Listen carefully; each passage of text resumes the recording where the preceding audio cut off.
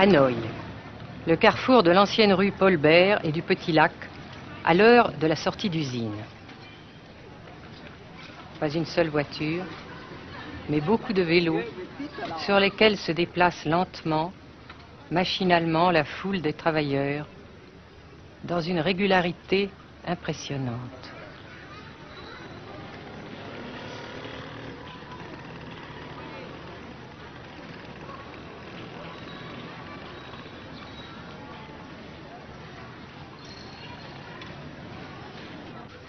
La sensation que ce pays est anormal ne nous a pas quittés au Nord-Vietnam. Anormal d'abord parce que toute vie individuelle a disparu au bénéfice d'un effort collectif extraordinaire. Dirigé d'une main de fer à l'intérieur d'un dispositif de sécurité draconien. Anormal ensuite parce que dans ce pays coupé en deux depuis 10 ans, un grand nombre de familles vivent le drame de la rupture qui alimente à sa façon la guerre du Sud.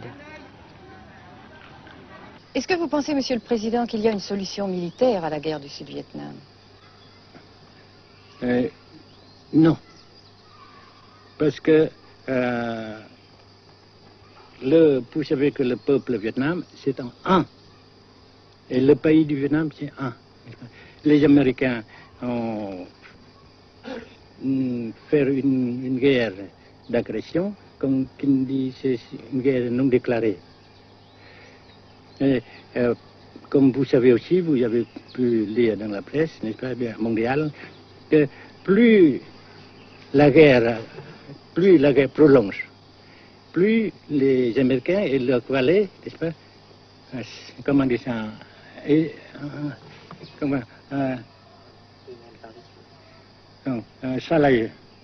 s'enliser, hein? Et plus ils supportent des échecs, comme vous savez récemment, n'est-ce pas? Par conséquent, la guerre ne peut pas durer éternellement. Et je suis très heureux que les politiciens haut placés français ont reconnu cela. Vous pensez que le général de Gaulle pourrait en quelque sorte, à un certain moment, arbitrer le conflit? Arbitrer, qu'est-ce que vous comprenez par le mot arbitraire? Nous ne sommes pas des équipes de football. Hein? Mais au-delà des accords de Genève, si je ne me trompe, une idée du général de Gaulle est la neutralisation de tout le sud-est asiatique. Est-ce que c'est une idée qui vous semble intéressante? Comme j'ai déjà dit quelquefois, c'est une idée intéressante. Mais ça dépend encore de la volonté de ces peuples et la manière comment on procède à réaliser. C'est une grande question, n'est-ce pas? Et je ne peux pas dire que je suis d'accord. Et je ne dis pas que je ne suis pas d'accord, n'est-ce pas? Mais parce que vous dites, par exemple, vous dites fleurs. Fleurs, il y a beaucoup de sortes de fleurs. Il y a des roses, il y a des blanches, des rouges, etc. Et il y a qui sont bons et d'autres qui ne sont pas bons. Mais on dit fleurs. Monsieur le Président, nous avons constaté avec chagrin qu'au cours de notre voyage au Nord-Vietnam, que l'influence française était devenue à peu près inexistante dans votre pays. Les moins de 25 ans ne comprennent plus du tout le français.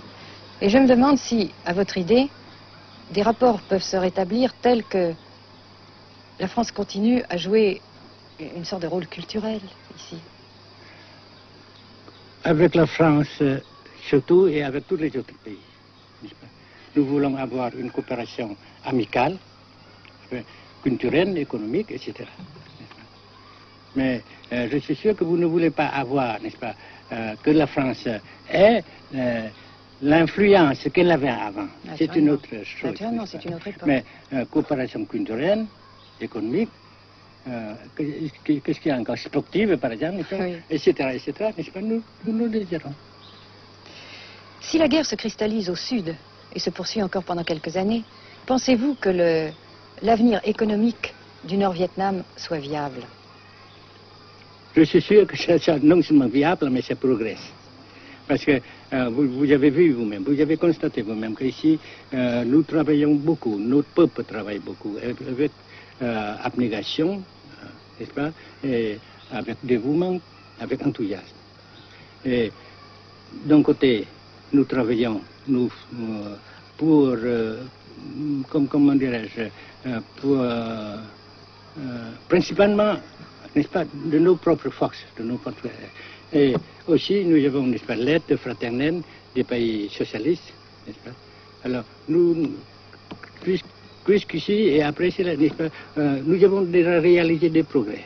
Pas très quand comme nous voulons, mais nous avons réalisé des progrès.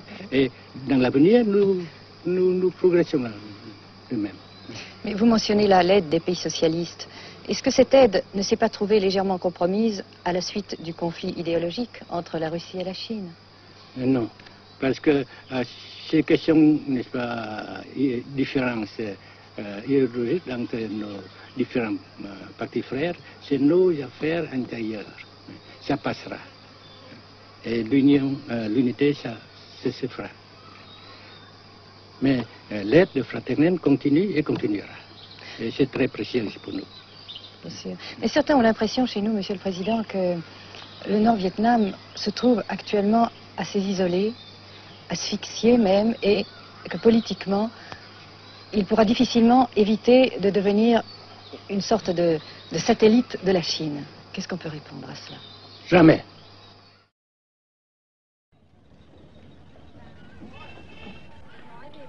À Hanoï, la vie continue, malgré les alertes, malgré l'évacuation de plus de la moitié des habitants.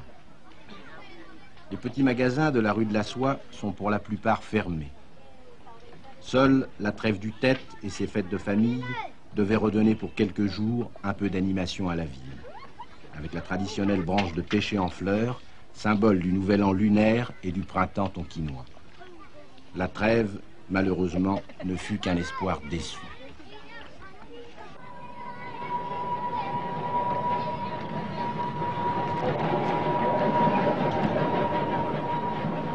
Dans les rues, de grands panneaux de propagande donnent les informations de guerre, les statistiques officielles et quotidiennes des pertes américaines.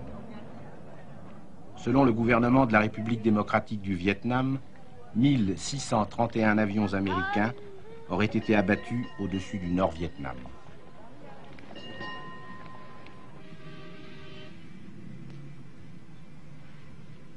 Le grand pont d'Oumer, construction métallique de 2 km de long à la sortie nord-est de Hanoï, assure toujours la traversée du fleuve Rouge. Sa sauvegarde est capitale. La défense antiaérienne du Vietnam, tant redoutée par les pilotes américains, dispose de nombreuses fusées solaires de fabrication soviétique. C'est la première fois que nous pouvons vous les montrer. Les rampes mobiles de lancement sont déplacées chaque nuit afin de déjouer les repérages.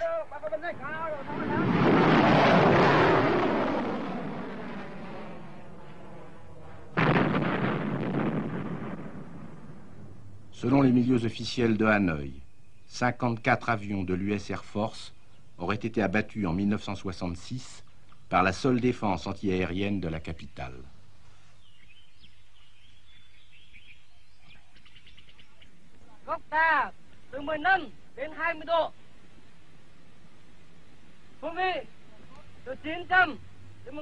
Pour la première fois également, nous avons pu voir les pilotes et les avions de chasse vietnamiens.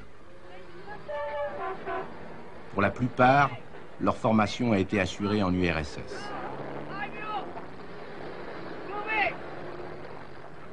L'état-major des forces aériennes du Vietnam se défend d'utiliser des pilotes ou des spécialistes étrangers.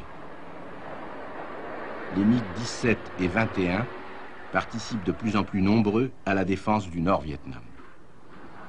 Les résultats des combats aériens sont mal connus et contradictoirement mentionnés dans les communiqués vietnamiens ou américains. Le général Vo Nguyen Giap, ministre de la Défense, a répondu à nos questions concernant le point de la situation.